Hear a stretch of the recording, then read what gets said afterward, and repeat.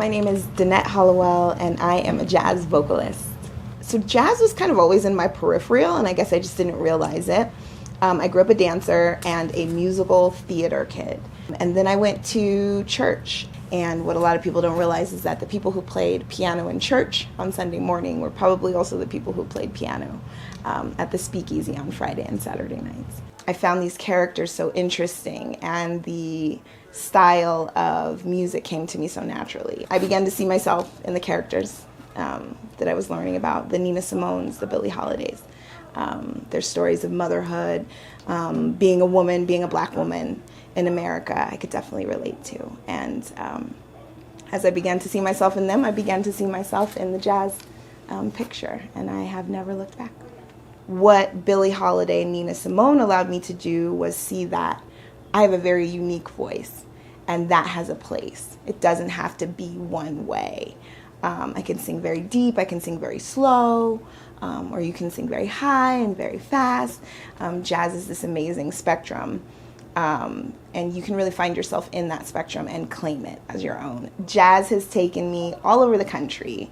There were a lot of people who encouraged me to pursue music. Bill Clark, my big band swing and blues instructor over at UCD, was amazing and very supportive.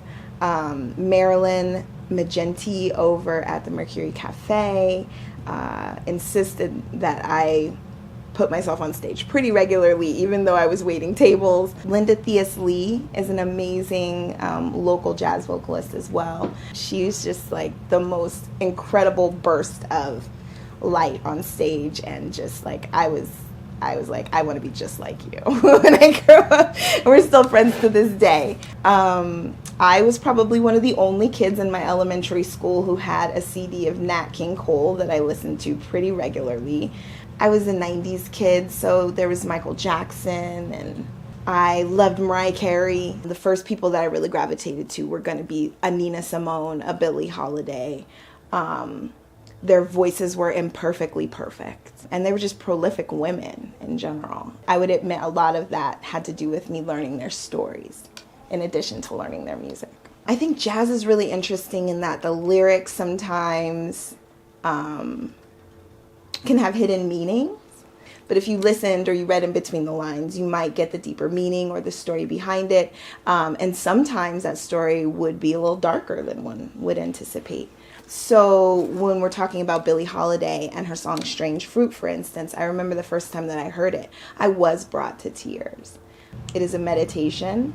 My family is from Louisiana and Mississippi. We migrated to California during the Great Migration to escape Klan violence. I feel a deep connection to the stories that people who are descended from enslaved people in those areas were trying to convey, these stories they were trying to tell. You know, these women were getting arrested for singing songs, for telling their stories, for not wanting to sit in one chair versus another chair, for not wanting to enter through a certain entrance versus other people being allowed to enter through another entrance. But maybe if I tell the story in the right way, either vocally or with my words, that we can find that middle ground on our shared experiences as people. But yes, Strange Fruit being not about fruit or, anything that one would eat off of a tree, but, people, humans, bodies, and just really challenging the outside world to question how they value a human body, and what they base those values on. Is very interesting. So I'm always kind of moved by that particular song, and I definitely will be performing it. But yeah, I always light a candle for Billie with that one. She didn't have to necessarily face lynchings on a regular basis, up north in New York, but her, like a lot of black musicians in that time, had roots in that area, and had families that were being affected by the violence in that area. As a woman, as a black woman, I just couldn't imagine being put into those situations. And I'm humbled. I'm humbled, and I'm honored to be able to continue their story and their legacy. So the interesting transition of me living in Five Points, a historically black neighborhood in Denver, as I learned jazz was incredible.